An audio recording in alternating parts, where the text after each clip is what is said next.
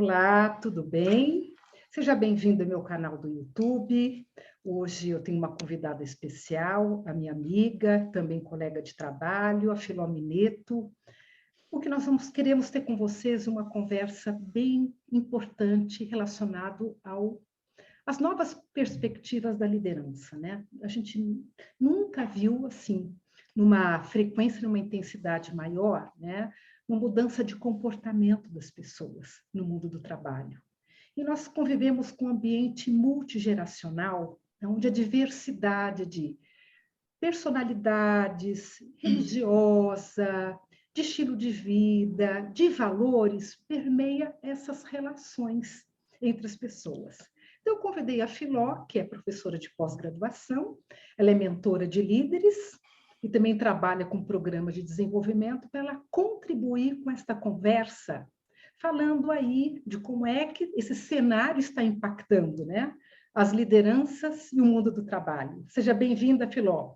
Obrigada pelo convite. Cristina, eu é que agradeço o convite feito por você. E eu espero, de alguma maneira, aqui agregar, né, com conhecimentos, baseado aí na minha atuação enquanto mentora de carreiras, líderes, desenvolvimento de líderes, e nessa área de docência em cursos de graduação e pós-graduação. Eu acredito que é importante a gente falar rapidamente aí sobre esse mundo bunny que nós estamos vivendo. Era o mundo VUCA, agora é o bunny, né? Um mundo frágil, ansioso, não linear, incompreensível, que foi criado aí pelo antropólogo norte-americano Jamais Cássio, em 2018. A partir de 2020, então, a pandemia ela acelerou esse processo de implementação deste conceito para que a gente possa se adaptar a este mundo novo. Então, a gente vive num mundo, né, Cris, de muita turbulência, mudança. Eu costumo dizer que não dá tempo da gente se apropriar, uma mudança já vem outra. Então, é um mundo de inquietações, dúvidas, medo, instabilidade, mas não o desespero, né? Ao contrário, eu acho que nós temos não que se apegar ao problema, mas o que fazer? Uma mudança de mindset, né? Mudança de Um mindset fixo para o mindset de crescimento. O que a gente tem que aprender com tudo isso? E ver as oportunidades, né, que o mercado está nos trazendo, sem deixar, né, de sentir essa dor toda que a pandemia trouxe, famílias assoladas com as suas perdas. Mas o que fazer, né? Hoje nós temos uma expectativa de vida maior, hoje a gente vive uma consciência maior da sustentabilidade, hoje nós temos as redes sociais que nos ajudam, a gente está vendo aí os países, a gente está vendo os grupos, as comunidades, as pessoas cooperando mais, se isolando menos, ajudando. Então, se esse mundo que a gente está vivendo hoje, se essa pandemia, né, nos trouxer novos rumos e uma maior humanidade, eu acho que a gente tem que ter aí também gratidão por tudo que a gente está passando. Não é verdade, Cristina? Eu penso que então, sim. Acho bem importante falar sobre isso. Porque eu penso que realmente a gente está vivendo num momento em que a necessidade de mudança de mentalidade ou de mindset assim, nunca foi tão urgente, né? Bom, seguindo as tuas informações, né, que são muito importantes, até se a gente fizer uma retrospectiva na linha do tempo, né, ainda a gente observa, né, Filó, muitas empresas com com lideranças, com modelo bastante tradicional, né? Aquele modelo hierárquico, bem verticalizado, de poder e de controle, né? Ainda é muito comum aqui na nossa realidade. Né? Então, são poucas as empresas que estão investindo no desenvolvimento, um modelo hierárquico assim, mais achatado, onde as pessoas têm mais autonomia e liberdade. Enfim, com A pandemia e também com o processo da tecnologia tal, nessa rapidez que ela está acontecendo, né? As coisas estão caminhando, nem caminhando, eu vou dizer, elas estão a jato, né? Numa corrida muito rápida. Então, o que a gente percebe aqui? Nós estamos entrando na era da criação de valor. Né? O que isso quer dizer? Criação de valor para o produto, para o serviço, atendendo às reais demandas do nosso cliente, muitas vezes demandas customizadas à realidade dele, mas não é possível, né, Filó, a gente pensar em criação de valor, em serviços de qualidade, né, ou produtos de qualidade, se os colaboradores e as lideranças não estão afinados. Este é um problema muito sério, porque realmente, como a gente não estar ansioso, não se sentir vulnerável, né? Porque nós perdemos uma ideia de controle sobre as coisas, porque, na verdade, controle absoluto nós nunca tivemos de nada. Isso. Mas a pandemia acelerou. Nós realmente não temos controle até para dizer assim, minha saúde está bem hoje, mas será que daqui a um mês eu estou vivo? Porque a gente não tem mais esse controle. Né? Então, Filó, baseado nisso, qual é a tua percepção? Porque você constantemente está em contato com universitários que trazem as suas experiências do dia a dia das empresas. O que os seus clientes estão falando? Quais são as perspectivas que você tem observado em relação a essa questão do mundo bunny e essa mudança de mentalidade que é iminente? Não tem como escaparmos disso. Por isso que a gente fala na não linearidade, né? Um mundo não linear, né? Tempos não lineares, porque o que é certo hoje é incerto amanhã. E eu tenho percebido, Kit, porque hoje a gente... qual que é a dificuldade que eu tenho sentido aí lidando com alguns empresários, né? Essa questão das gerações, né? A tendência é que a gente tenha um pouco mais de conflito dentro das organizações, mediante a gerações diferentes convivendo ao mesmo tempo. E é como você falou, né? As empresas precisam ter a linguagem do aprendizado contínuo das suas lideranças. Claro que cada um de nós é responsável pela sua carreira, pelo seu desenvolvimento, mas quando a empresa é parceira, melhor ainda. Então, essa é uma mudança de mindset, né? É desenvolver os seus líderes, porque liderar até ontem era uma coisa, liderar outra é hoje, e pode ser que daqui a 5 anos a gente esteja falando diferente novamente. E nós temos aí gerações muito novas entrando no mercado, e eu percebo que os líderes estão, assim, meio perdidos. Como fazer para conciliar essas diferenças? E eu acredito também, Cristina, que os líderes fazem o melhor que eles podem. Então, a empresa, ela tem essa carta na manga, né? Vamos desenvolver, vamos prepará-los para que, inclusive, elas possam cobrar de uma forma diferente. Então, veja, quando a gente diferencia uma geração da outra, né, não é para rotular, mas é para ter uma referência, né? As gerações, elas trazem os seus valores muito diferentes, e nenhuma geração, nós não temos gerações nem melhores e nem piores. Cada geração tem o que favorece e o que desfavorece. Então, como lidar com tudo isso?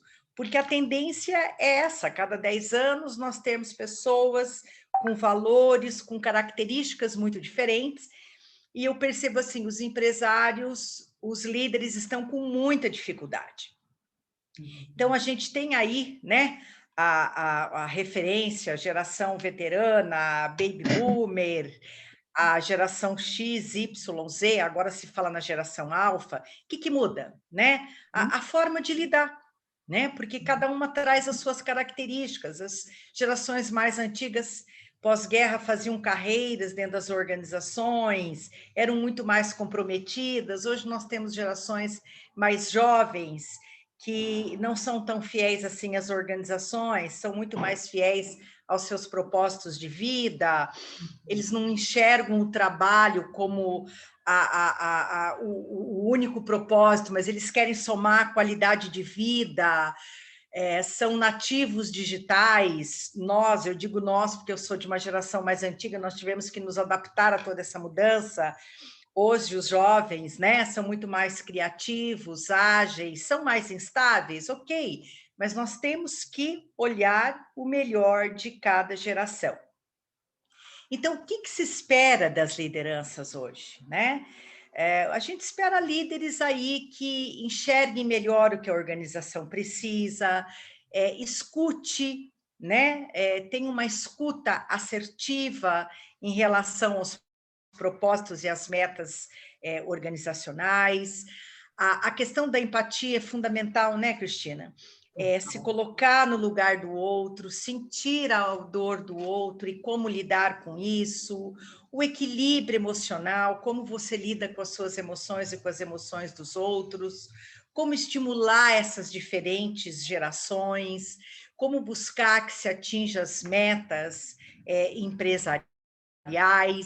Então, lideranças mais assertivas, lideranças mais participativas, lideranças que incluam mais esses jovens nas suas tomadas de decisões, mas não são desafios. Eu prefiro não olhar isso como problema, mas olhar isso como desafio. Quais são os desafios desses novos líderes?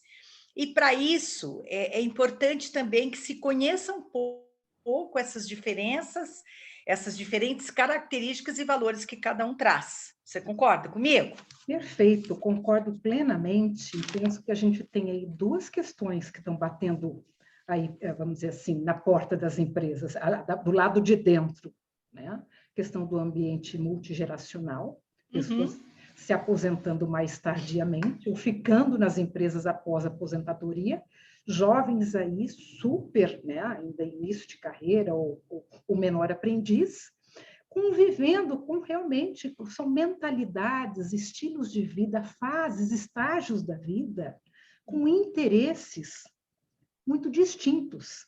E fora isso, a gente também tem a diversidade mesmo, que eu coloquei agora há pouco.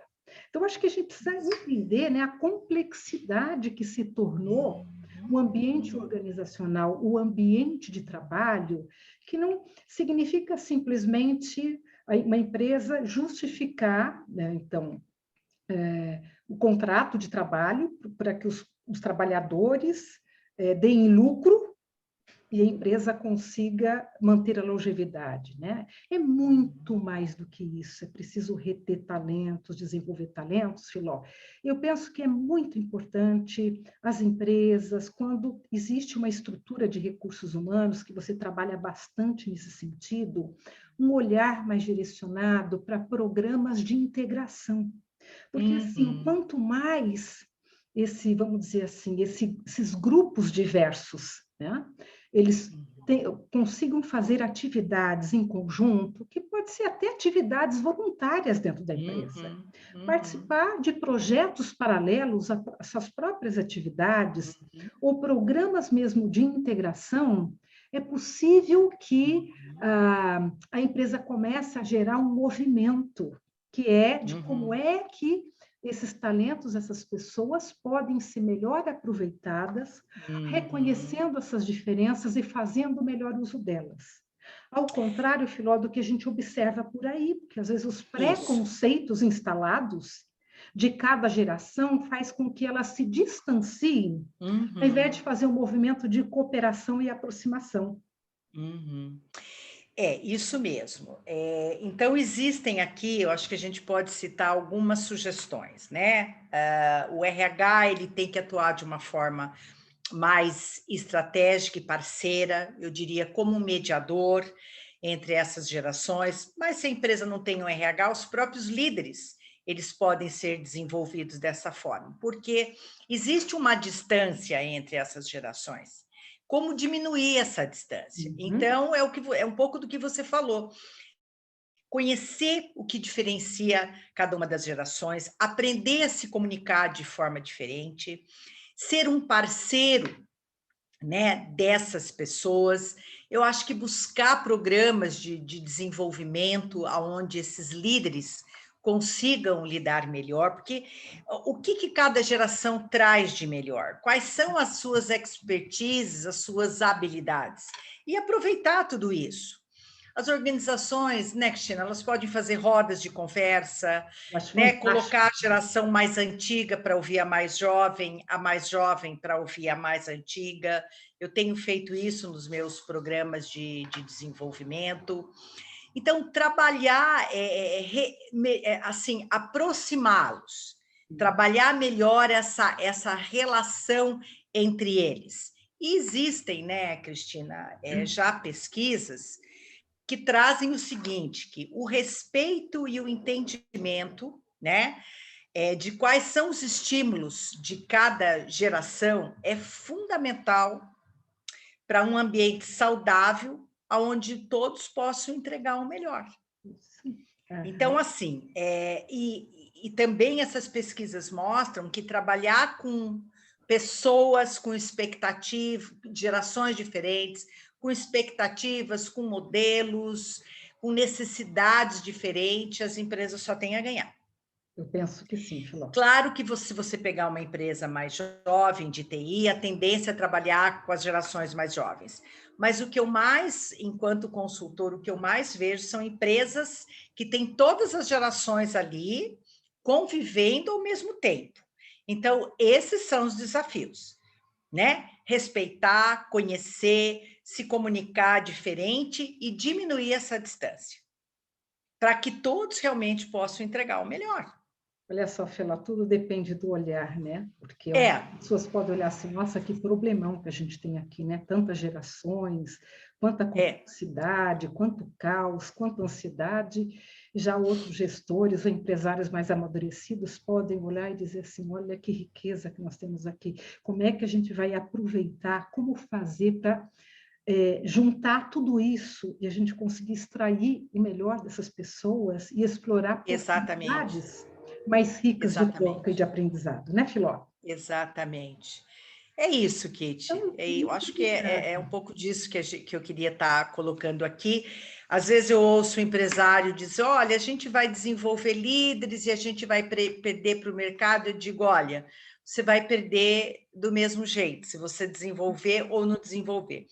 Você tem a tendência é você perder menos se você desenvolvê-lo para que ele possa aprender a lidar. Porque é uma constância de mercado. A gente vai estar lidando com gerações novas o tempo inteiro, né? Então, buscar realmente como lidar aí com esses novos desafios. É isso aí, Filó. Vamos voltar para uma nova conversa futuramente? Te agradeço muito, porque eu acho que é uma oportunidade da gente fazer provocação para quem está nos vendo, nos ouvindo aqui, sobre como que a gente está diante de possibilidades ricas, às vezes em meio ao caos, né? Como fazer um bom uso disso? Muito obrigada e até a próxima, Filó. Um abraço. Eu é que agradeço. Obrigada pela oportunidade, Cristina. Um abraço. Obrigada.